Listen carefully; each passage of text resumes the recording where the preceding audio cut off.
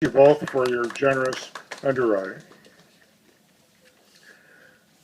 I would also like to announce, although most of you may know it by now, that our 3 or 4 year campaign to raise $2 million has achieved its goal, and we're delighted with that. Of course, that does not mean that our work is done, because there are more deserving people who could get money from us than do get money from us. Every year we turn down over half of the people who apply, and most of the people we turn down are qualified to be grantees. So we will always be trying to raise money. We have 3 fairly simple functions. One is raising money, one is investing it well, and one is spending it well. And here we're present today to celebrate our grantees for all the good work they do, to celebrate our donors for all your donations, and even our current investment advisors may be present as well, and they're starting off doing a very good job. It's my pleasure to move right along and tell you who will be speaking next, and then they will just speak one after another without further introduction. Dr. Harry Hartzell was probably the pediatrician for most of the children of the people who were present here at one time or another. And he was in at the beginning of what used to be called CAR and is now Abilities United. He was on the board of Abilities United for 8 years and was the president for a year. So Dr. Hartzell will be the first speaker. The second speaker, Betsy Bechtel, has served in more functions in this city than I can remember, including mayor, and she's been a board member of the Foothill De Anza Foundation. But most importantly to us, she was a member of our board way back at the beginning, and she was instrumental in helping with many of the foundation grants that we got to assemble enough money to be worth paying attention to. The third speaker is Ashley Riley. She founded the Fit Kids Foundation in January of 2011. Before that, she was an investment banker. She had many other nonprofit connections in this area, and the Fit Kids Foundation is one of our newest grantees and is doing some terrific work. With that, I'm going to turn it over to Harry and say thank you one more time.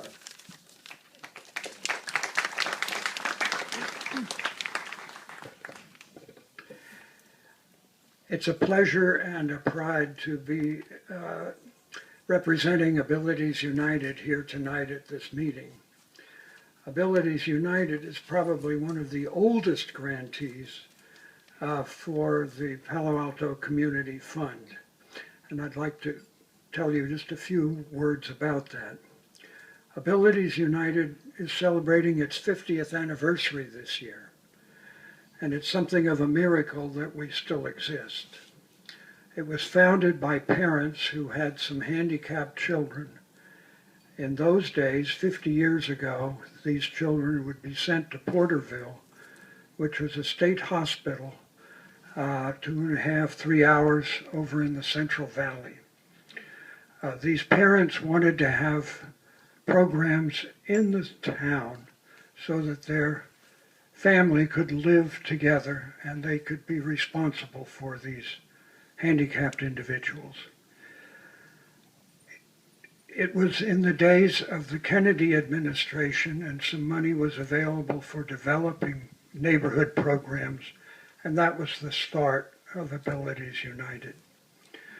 Our mission has been to try to develop pride and dignity in these people who are members of our community. They're our sons, daughters, neighbors, friends. We've been trying to provide community service where these people can be involved in the community think the greeter at Walmart or some of the food service people at Stanford. It's very important that we see them as members of our community, not as isolated away.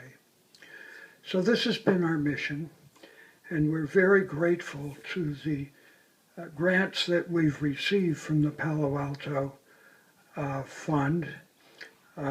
We received our first grant in 1982, and over the past 30 years we've had $59,000 from the Palo Alto Community Fund. And boy, has that been important to us. We've had financial crisis after financial crisis.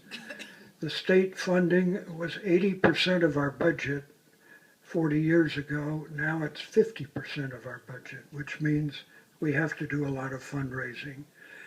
And the Palo Alto Community Fund has been very responsive to this need. So now we're celebrating our 50th anniversary, and of course we have a fundraising drive. It's called United for the Future. And we're hoping to raise some money to improve our programs, to add some technology, to have some scholarships for needy clients. So thank you very much for listening to my few words of message.